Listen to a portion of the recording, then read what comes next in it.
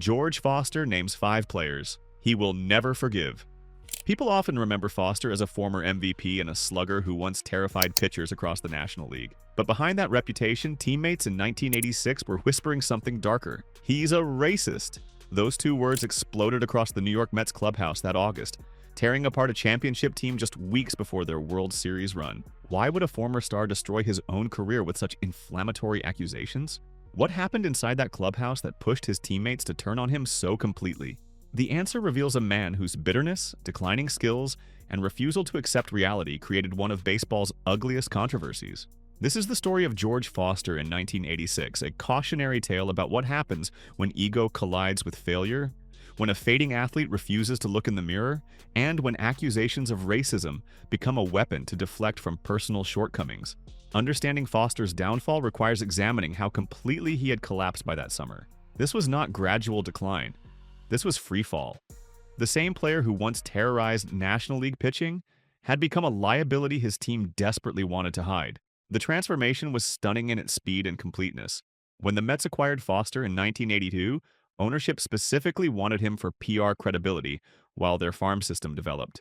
He was supposed to be the established star who brought legitimacy to a rebuilding franchise. For a few seasons, the strategy worked reasonably well. Foster provided veteran presence and occasional power. But by 1986, the players the farm system had developed, players like Strawberry and Gooden, had surpassed him completely. The young talent had arrived. Foster was now the expensive, aging placeholder blocking their progress. The front office found itself trapped. They had committed $2.8 million to Foster, making him the National League's highest-paid player. That enormous salary created expectations Foster could no longer meet. Every at-bat reminded fans and management how much money was being wasted. Every defensive mistake highlighted the poor return on investment. Foster had become a walking symbol of bad decision-making, and organizations hate nothing more than visible evidence of their failures. By August 1986, George Foster was drowning. The numbers told a brutal story. In July, he batted just 149 over 47 at-bats, with a slugging average of only 13. His power had vanished. His bat speed was gone. The man who once hit 52 home runs in a season for the Cincinnati Reds could barely make contact. August brought marginal improvement, but only to 189. For a player making $2.8 million as the National League's highest-paid player, this was catastrophic failure. But statistics only began to tell the story of Foster's collapse. Teammates watched him quit on plays. He refused to slide when running the bases. He would not cross the warning track in the outfield, standing still while balls dropped for hits. This was not age catching up to an athlete. This was deliberate, petulant refusal to compete. Foster had given up, but he expected everyone else to pretend otherwise. If you think Foster's behavior sounds bad already, stick around, because what he did next shocked even his harshest critics. And if you're enjoying this breakdown of one of baseball's most controversial moments, drop a comment below telling us what you think about Foster's actions. Manager Davey Johnson finally benched Foster on July 22nd, installing younger players Kevin Mitchell and Danny Heap in left field. The move was overdue. Foster's defensive laziness had become embarrassing. His offensive production had disappeared. Any rational manager would have made the same decision. Any professional player would have understood.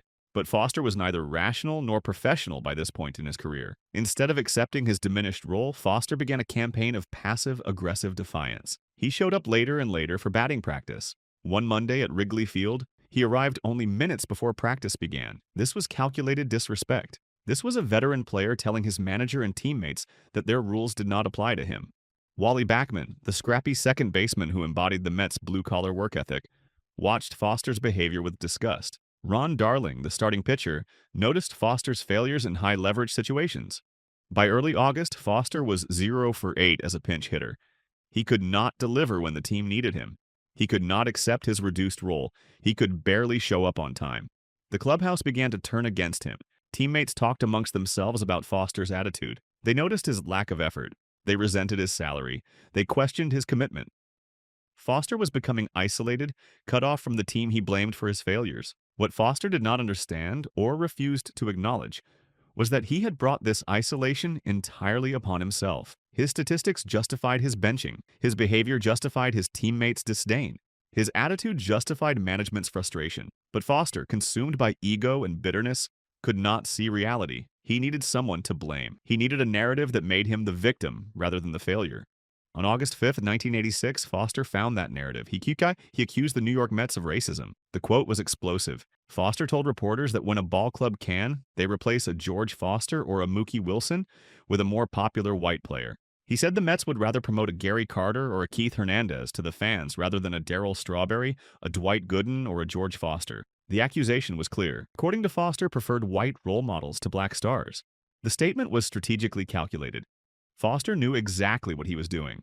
He was leveraging race to transform his personal failure into organizational injustice. He was attempting to redirect attention from his terrible statistics and worse behavior onto the Mets' supposed bias. He was weaponizing the experiences of genuinely talented black players like Strawberry and Gooden to give credibility to his own grievances. The tactic was as transparent as it was inflammatory. Foster had no evidence of organizational racism. He had abundant evidence of personal failure. His batting average proved he deserved benching.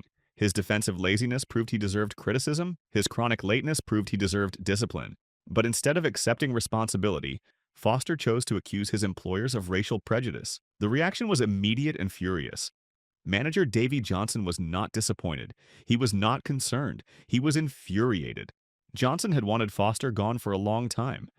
The personal animosity between them was deep and mutual.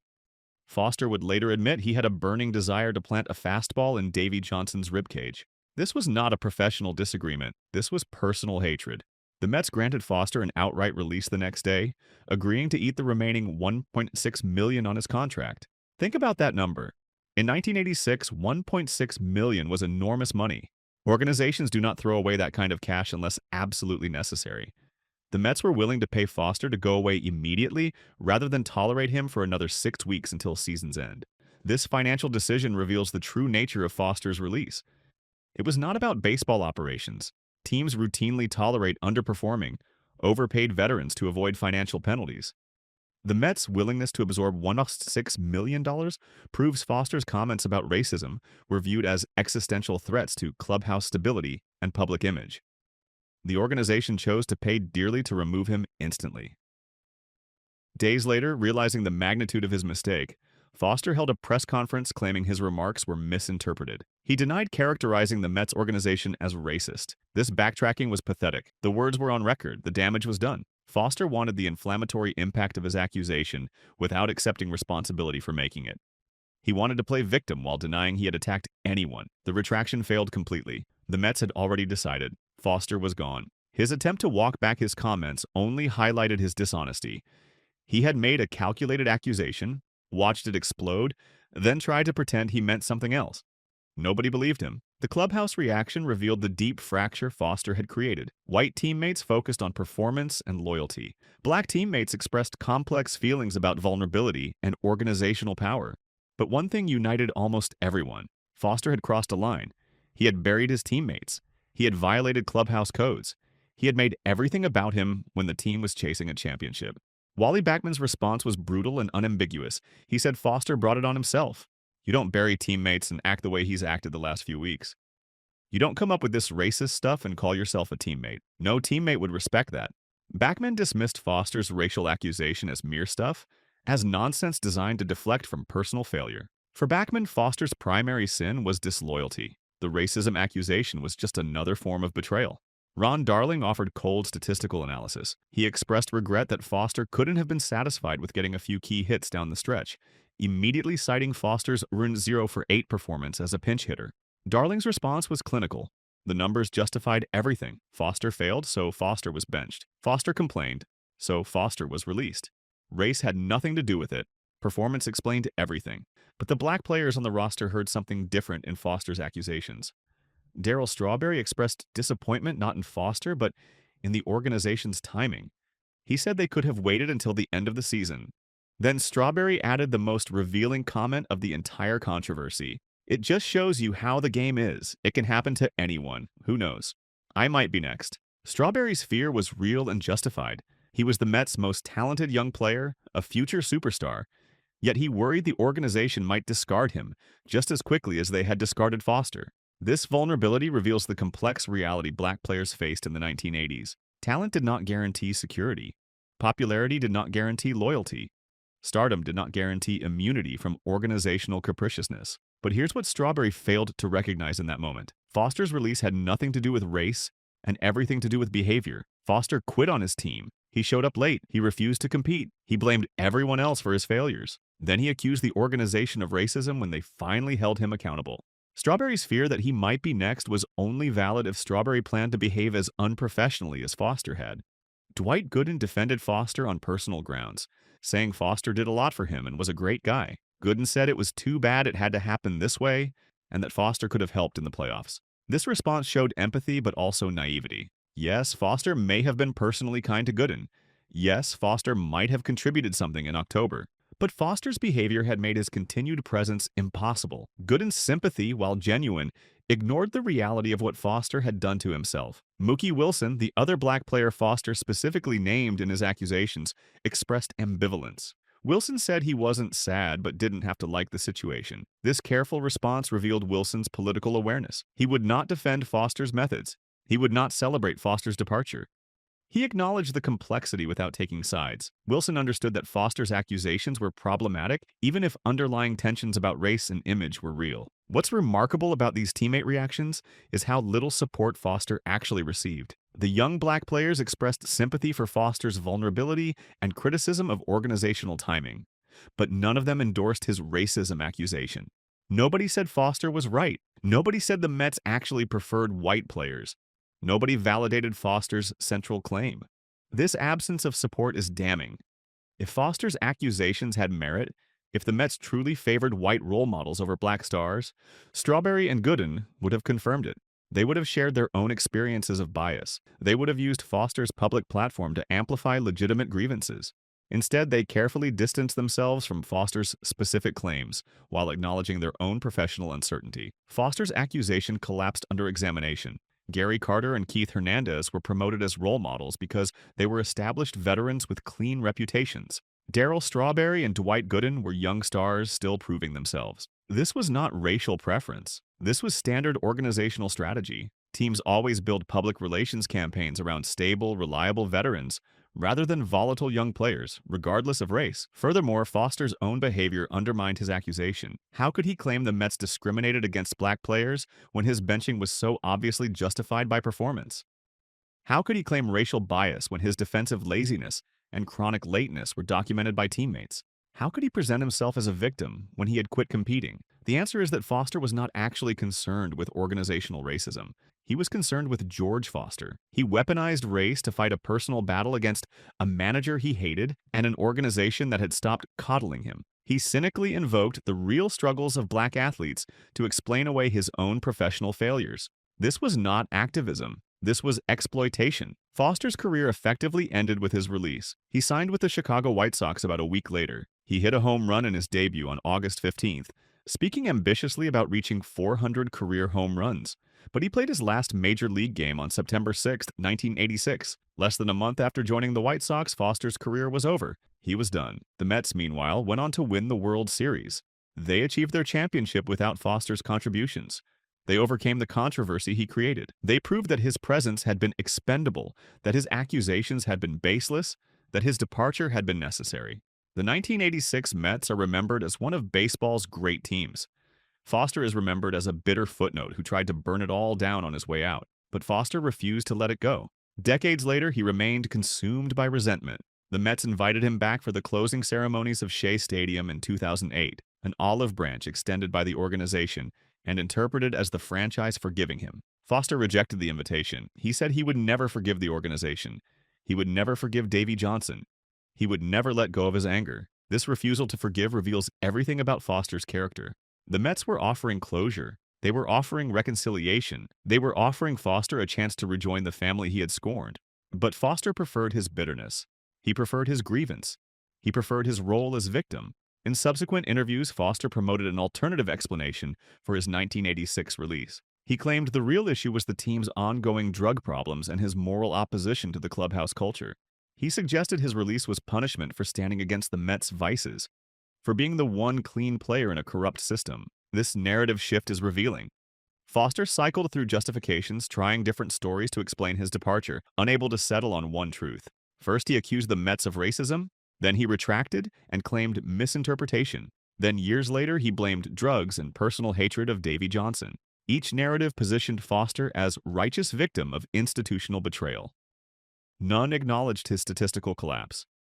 None admitted his behavioral problems. None accepted his own responsibility. This pattern of blame shifting defines Foster's legacy. He never looked in the mirror. He never admitted fault.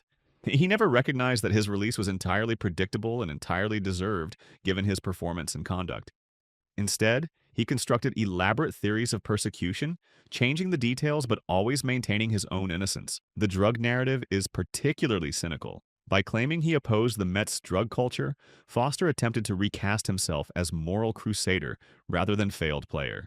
This explanation conveniently ignored his own failures while painting him as ethically superior to teammates. It allowed Foster to feel righteous about his exile rather than accepting that he earned it through poor play and worse behavior. Foster's burning desire to plant a fastball in Davey Johnson's ribcage, admitted years after retirement, reveals the depth of his personal animosity. This was not philosophical disagreement about playing time or team strategy. This was violent hatred. Foster fantasized about physically assaulting his manager. This toxic relationship guaranteed that any misstep by Foster would be met with maximum discipline from Johnson. When Foster finally gave Johnson the excuse he needed by accusing the organization of racism, Johnson seized it instantly. The manager was infuriated not because Foster's comments were true, but because they were politically explosive and personally insulting. Johnson had wanted Foster gone.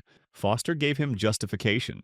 The release was swift and permanent. The $1.6 million the Mets paid to remove Foster immediately is the smoking gun that reveals organizational priorities. This was not a baseball decision. This was crisis management. The Mets determined that Foster's presence, specifically his public accusation of racism during a historic championship season, posed unacceptable risks to team cohesion and public image. They paid premium price to eliminate that risk overnight. Think about what the Mets prioritized. They valued clubhouse stability over $1.6 million. They valued Davey Johnson's authority over $1.6 million. They valued narrative control over $1.6 million. Foster's comments about race and role models threatened all three priorities. The organization made a calculated decision that removing Foster's political volatility was worth any financial cost. This decision had nothing to do with whether Foster's accusations were accurate. The Mets never investigated claims of racial bias in player promotion. They never examined whether their marketing favored white stars. They never considered whether Foster's critique contained truth. Instead, they immediately expelled the player who made the accusation public. From a pure power dynamics perspective, the Mets' response was logical. Organizations exist to protect organizational interests. Foster threatened those interests by creating political controversy during a championship run. The rational response was immediate removal regardless of accusation validity. The Mets chose short-term pain of financial loss over long-term pain of extended racial controversy. Foster interpreted this response as confirmation of his persecution. The speed and severity of his release proved to him that he had struck a nerve, that his accusations about racial preference were accurate enough to warrant extreme organizational reaction. But this interpretation reveals Foster's narcissism. The Mets' response proved they found Foster's presence intolerable, not that his accusations were true. They were removing a disruptive, failing employee who had created public relations crisis, not silencing a whistleblower. The 5 players Foster named in his controversial comments, Gary Carter, Keith Hernandez, Darryl Strawberry, Dwight Gooden, and Mookie Wilson, all continued their careers without the baggage Foster carried. Carter and Hernandez remained Mets stars.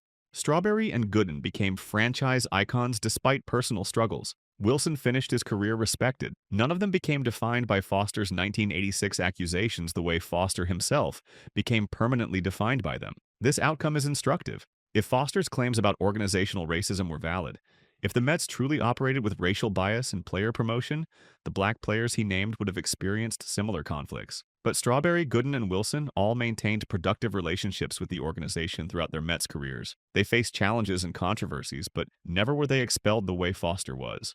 Their experiences suggest Foster's unique circumstances were driven by Foster's unique behaviors rather than systemic racial bias. Foster's refusal to ever forgive the Mets is ultimately an act of self-imprisonment. He remains trapped in August 1986, replaying his grievances, nursing his resentments, unable to move forward. The organization moved on. His teammates moved on. Baseball moved on. Only Foster stayed frozen in place, clutching his anger like treasure.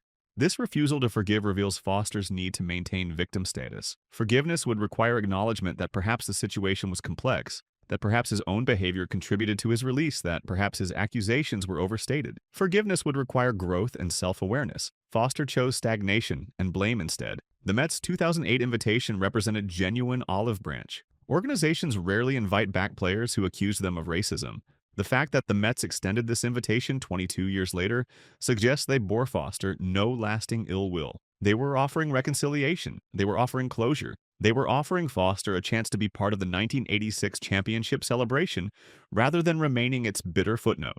Foster's rejection of this invitation was petty and self-defeating. He chose permanent exile over temporary discomfort. He chose lifelong grievance over moment of grace. He chose to remain unforgiven rather than risk the vulnerability of reconciliation.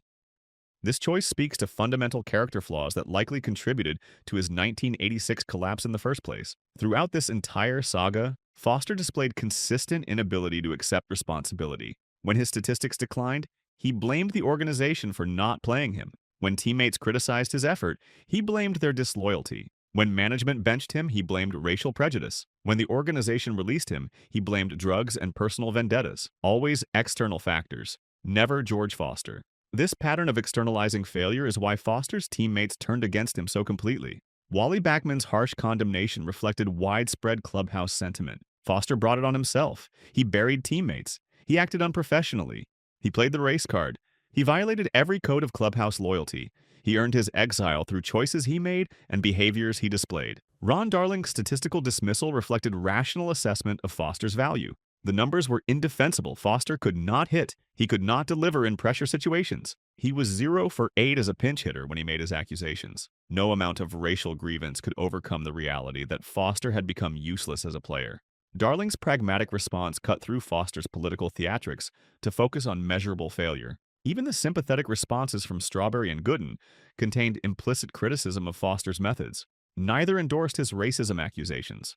Neither said he was right. They expressed sadness about the situation and fear for their own vulnerability, but they did not validate Foster's central claims. Their careful statements acknowledged complexity while maintaining distance from Foster's explosive tactics. Mookie Wilson's ambivalent response was perhaps most damning. Here was a player Foster explicitly named as potential victim of racial preference, yet Wilson refused to defend him. Wilson disliked the situation but would not mourn Foster's departure. This measured response suggested Wilson saw through Foster's self-serving narrative. Wilson recognized that while racial tensions might exist, Foster's specific accusations were problematic, and his behavior was indefensible. The complete absence of strong support from any teammate is the most important evidence against Foster's claims. If organizational racism was real and widespread, someone would have strongly backed him.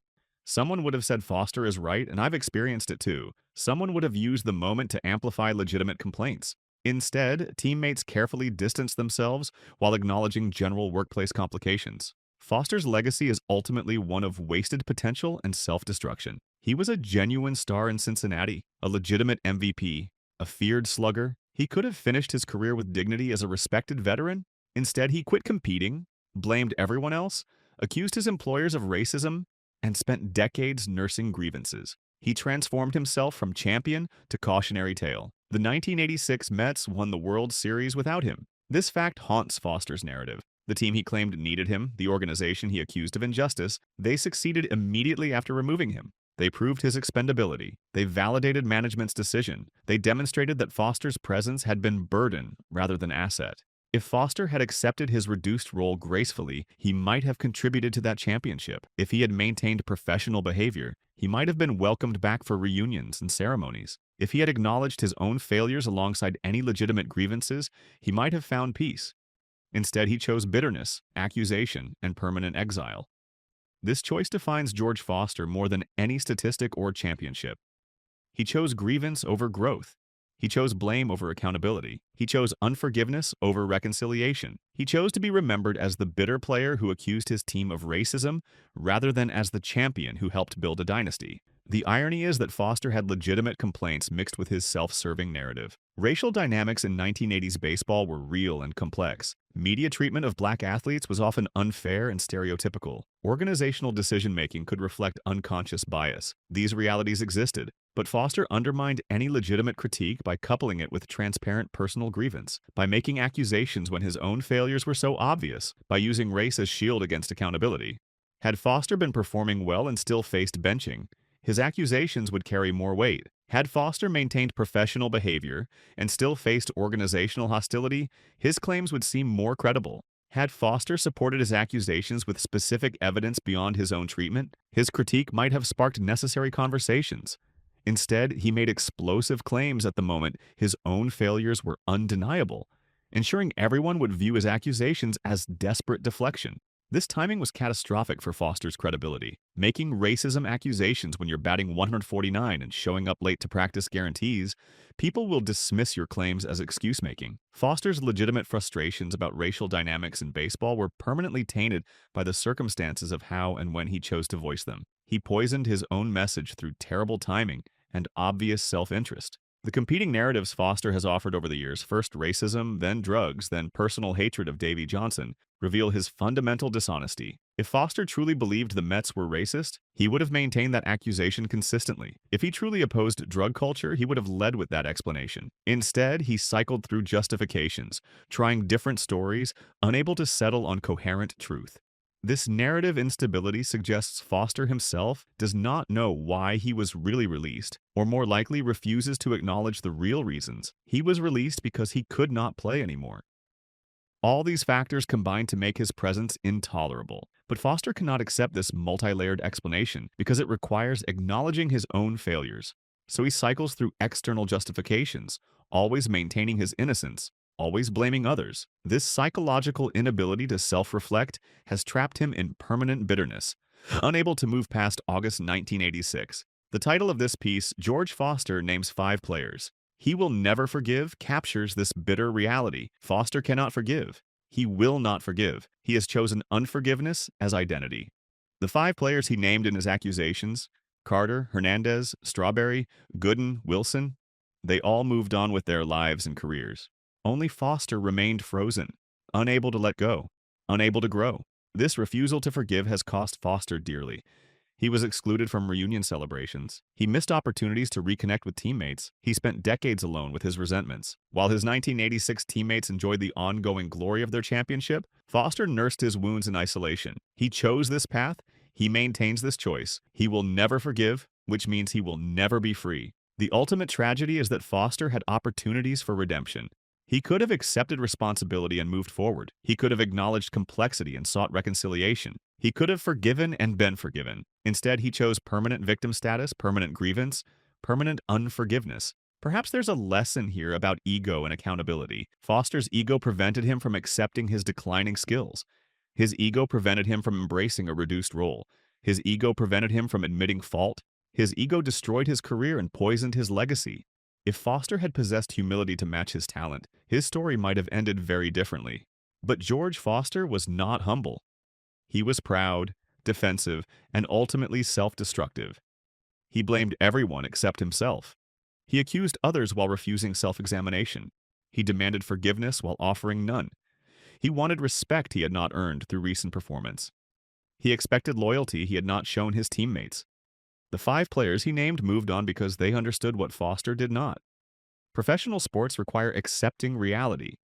When performance declines, roles change. When behavior becomes problematic, consequences follow. When accusations prove unfounded, credibility suffers. These are simple truths Foster refused to accept. George Foster's 1986 controversy reveals more about Foster than about the Mets. It shows a man unable to accept aging, unable to embrace reduced role, unable to maintain professionalism, unable to accept accountability, and ultimately unable to forgive or move forward. His accusations of racism, whether cynical weapon or genuine belief, were undermined by timing, context, and his own failures. The Mets won without him. His teammates succeeded without him. Baseball continued without him. Only Foster remained trapped in that August moment, replaying his grievances, nursing his bitterness, refusing to let go. He will never forgive, which means he will never be free. That is George Foster's ultimate legacy, not as champion or MVP, but as the bitter man who could not let go, could not grow up, and could not forgive. Yet despite all this, Foster was once a great player, and the sad complexity of his story reminds us that even champions can fall, and that grace, when offered, should perhaps be accepted. His story, while frustrating, is ultimately human. What do you think about George Foster's refusal to forgive the Mets? Was he justified in his accusations, or was this a case of a failing player blaming everyone but himself? Drop your thoughts in the comments below.